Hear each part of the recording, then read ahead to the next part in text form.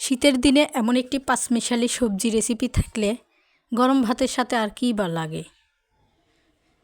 আসসালামু আলাইকুম প্রিয় দর্শক, আজকে আমি আপনাদের মাঝে নতুন একটি রেসিপি নিয়ে হাজির হলাম। সবাই কেমন আছেন অবশ্যই কমেন্ট করে জানাবেন। আজকে আমি এমন একটি সবজি রেসিপি দেখাবো যেটা আপনি চাইলে গরম ভাতের সাথে খেতে পারবেন, চাইলে রুটি দিয়ে খেতে পারবেন, আবার চাইলে খালি খেতে পারবেন, মানে খালি মুখেও খেতে পারবেন।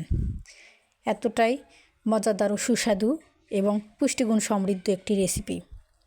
যেহেতু এখন শীতকাল, সেহেতু বাজারে সবজির কোনো অভাব নেই এই সময়।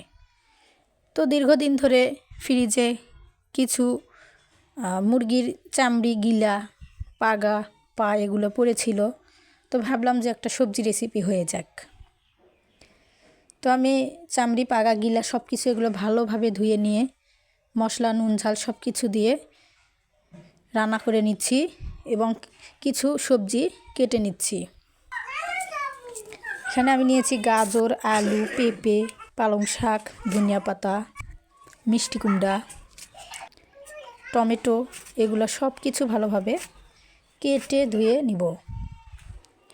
কেটে ধুয়ে একটা বাটিতে আমি তুলে নিচ্ছি। আপনারা যদি এই রেসিপিটা খেয়ে থাকেন কখনো, তাহলে অবশ্যই বুঝতে পারবেন এটা কতটা সুস্বাদু। আর যদি না খেয়ে থাকেন, তাহলে যদি ভালো লাগে রেসিপিটা, একবার হলেও বাসায় ট্রাই করে দেখবেন। আমি আরেকটা বাটিতে তুলে নিচ্ছি সবজিগুলো। 2 বা 3 বার ধুয়ে নিচ্ছি, এগুলোর গায়ে ময়লা থাকতে পারে, সেই জন্য খুব ভালোভাবে পরিষ্কার করে ধুয়ে নিয়েছি। ধুয়ে একটা পাতিলে তুলে নিয়েছি। এবার আমি এখানে কাঁচামরিচ ফালি করে কেটে দিচ্ছি, মানে চিড়ে দিচ্ছি কি, আর টমেটোটা ধুয়ে গোট গোট করে কেটে নিচ্ছি। সবজিতে আপনি ছোলা বুট দিতে পারেন, মটরশুঁটি দিতে পারেন, আবার বেগুন দিতে পারেন, মানে শীতের শাকসবজি মিক্সড করতে পারেন আর কি। হাতের কাছে যে সবজিগুলো থাকবে ওটা দিয়েই চালিয়ে নিতে পারবেন। আবার আপনি মুরগির চামড়ি, গিলা এগুলো শুধু নতুন আলু কেটে গোট গোট করে কেটে নিয়ে সেটা দিয়েও ভেজে নিতে পারেন, সেটাও খেতে অনেক বেশি টেস্টি লাগে। এই সবজি রান্নাটাও খেতে টেস্টি লাগে। তো আমি এখানে পেঁয়াজ, মরিচ, আদা বাটা, রসুন বাটা, জিরে বাটা, সরিষা বাটা, নুন, হলুদ সব কিছু দিয়ে নিচ্ছি। এবার তেল দিয়ে ভালোভাবে মাখিয়ে নিচ্ছি, যেভাবে হাতে মাখা চচ্চড়ি মাখাতে হয় এভাবে আমি মাখিয়ে নিব। ভালোভাবে এটা মাখিয়ে নেবেন, যেন সবগুলো মশলা সব সবজির গায়ে সুন্দরভাবে মাখিয়ে যায়। এই মাখানোটা গুরুত্বপূর্ণ, কারণ এই মাখানোর উপরে সবজিটার কতটা সফট হবে সেটা বোঝা যাবে। সবজিটা প্রায় আধা সিদ্ধ হয়ে এসেছে। এ পর্যায়ে আমি এখানে আগে থেকে রান্না করে রাখা চামড়ি, গিলা, পা এগুলো সব দিয়ে নেব। দিয়ে ভালোভাবে মিক্সড করে নিচ্ছি। দেখুন কত সুন্দর কালার এসেছে। এবার আমি ঝাঁকিয়ে নিব, মানে ভালোভাবে এই সব কিছু ঝাঁকিয়ে নিব, মিক্স করে নিব, যাতে সব সবজির সাথে মিক্সড হয়ে যায়। তা আপনারা যারা আমার চ্যানেলে নতুন, আমার চ্যানেলটিতে এই ভিডিও প্রথম দেখছেন, তাদের কাছে আমার রিকোয়েস্ট থাকবে, ভিডিওটি ভালো লেগে থাকলে আমার চ্যানেলটি সাবস্ক্রাইব করে পাশে থাকবেন, লাইক কমেন্ট করবেন এবং রেসিপি ভালো লাগলে অবশ্যই বাসায় ট্রাই করে আমাকে ফিডব্যাক দিবেন। তো আলাদা একটি কড়াইয়ে আমি পেঁয়াজ ভেজে নিচ্ছি, তেজপাতা দিয়েছি। দেখুন সবজিটা আমি নামিয়ে নিয়েছি, সিদ্ধ হয়ে গেছে।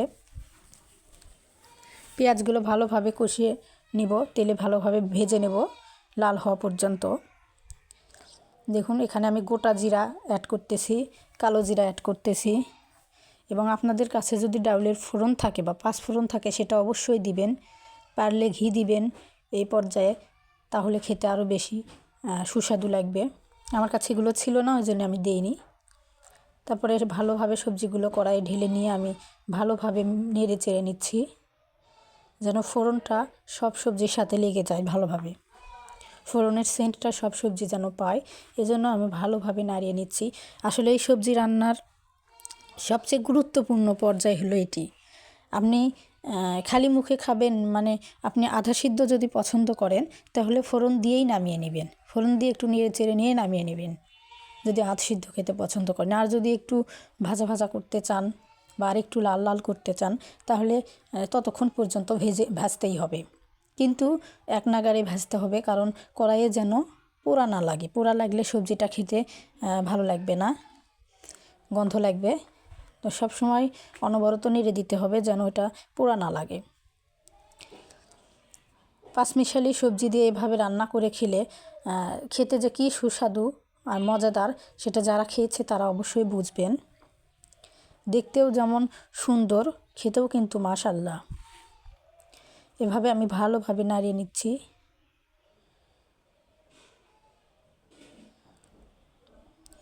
এভাবে ভালোভাবে নাড়িয়ে নেবেন। এখন সবজিগুলো আমার হয়ে এসেছে, এখন আমি এটা গরম ভাতের সাথে খাবো। আমি মুরগির পা অনেক বেশি পছন্দ করি, আমার খুব ভালো লাগে মুরগির পা খেতে। আপনাদের কেমন লাগে জানি না, অনেকে হয়তো বা এটা খান না, কিন্তু আমার কিন্তু বেশ ভালোই লাগে। যারা খান না তারা প্লিজ ইগনোর করবেন। সাথে টমেটোর সালাদ ছিল।